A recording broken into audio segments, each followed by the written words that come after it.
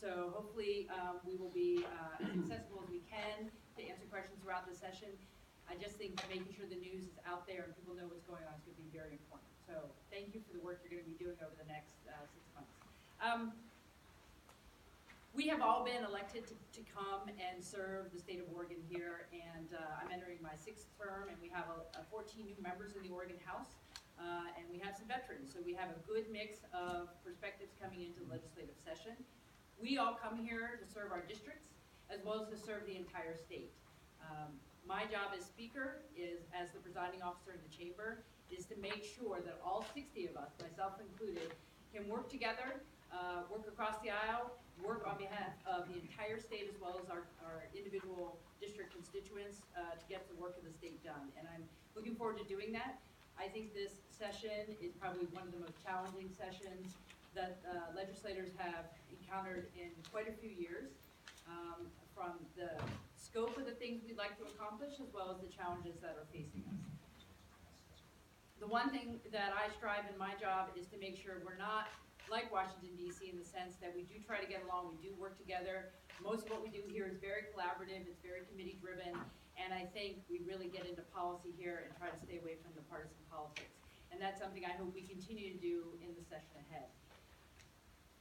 Obviously, the biggest issue facing us in the state is our budget situation. As you know, the co-chairs released a budget framework last week to start the budget conversation, even earlier than we normally do. That budget says that we have a $1.8 billion shortfall when you compare the revenue that is coming in based on our current tax structure to the services we currently have, the services that voters, that Oregonians want us to fund. And 90% of our budget is education, human services, and public safety. And for us to continue to do what we're doing, we can't do that with our current tax structure. And what you will see in that framework is an attempt to say, from a very factual, numbers-driven perspective, with our current law and our current revenue, this is what we have to spend in the different areas of the state, in the state budget.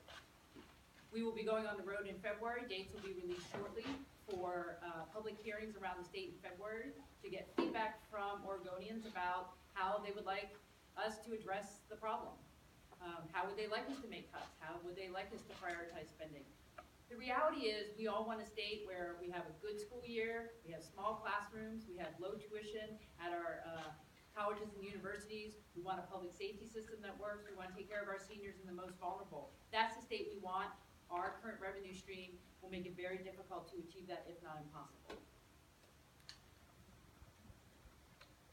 One of the things that I will be focused on is making sure whatever we do with the budget, that we protect the most vulnerable Oregonians, make sure we don't have disproportionate impact. I'm particularly worried about how it affects rural communities.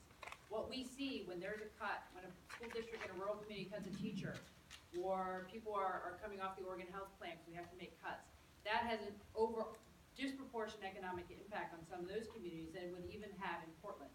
So we need to protect our rural communities, we need to protect our seniors and people with disabilities, and low-income families and communities of color that will be disproportionately impacted by budget cuts. We have to make sure that doesn't happen.